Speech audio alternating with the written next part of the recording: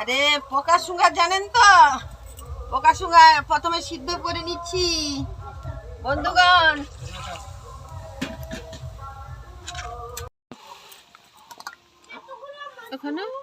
এখানে আলু বেগুন কাটছি।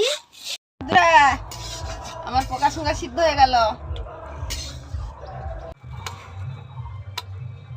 বন্ধুরা। তেল দিলাম, সরষের তেল। হ্যাঁ সরষের তেল দিলাম, লঙ্কা দিলাম,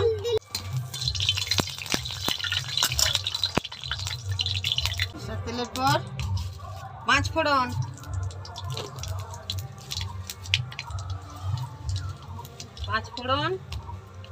তারপরে পেঁয়াজ কুচি,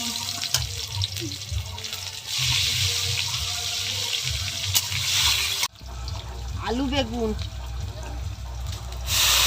দিয়ে দিলাম।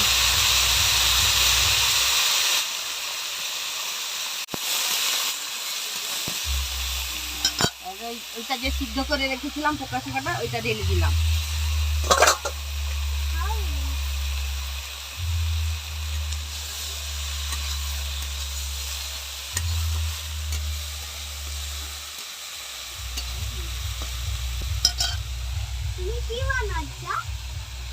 লবণ,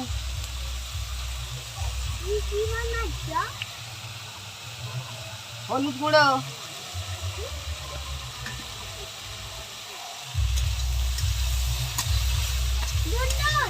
হ্যাঁ বলো।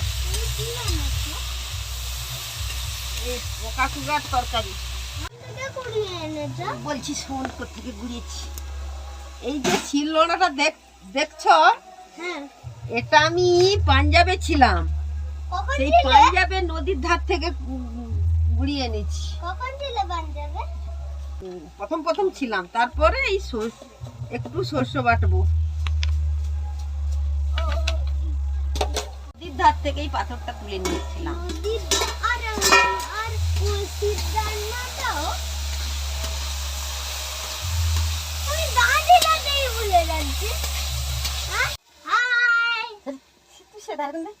হবে তাহলে এটা গন্ধ বেরোবে, এই যে পোকা শুঙ্গাটা গন্ধ বেরোবে। হ্যাঁ হ্যাঁ, এটাকে ভাজলে ভালো করে দিলে তরকারিটা ভালো হবে। কি বাটলো? সরষা, শুধু সরষা? হ্যাঁ। বাটনাটা কখন দিব? যখন জল ঢালতে। হ্যাঁ, এবার শস্য বেটেছি, শস্য বাটা, শস্য জলে গুলিয়ে ঢেলে দিলাম। অল্প একটু শস্য,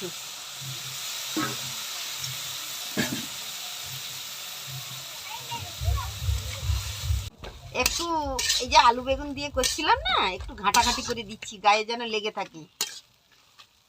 খেতে খুব ভালো লাগবে যখন ডাঁটাগুলো চিবাবে না।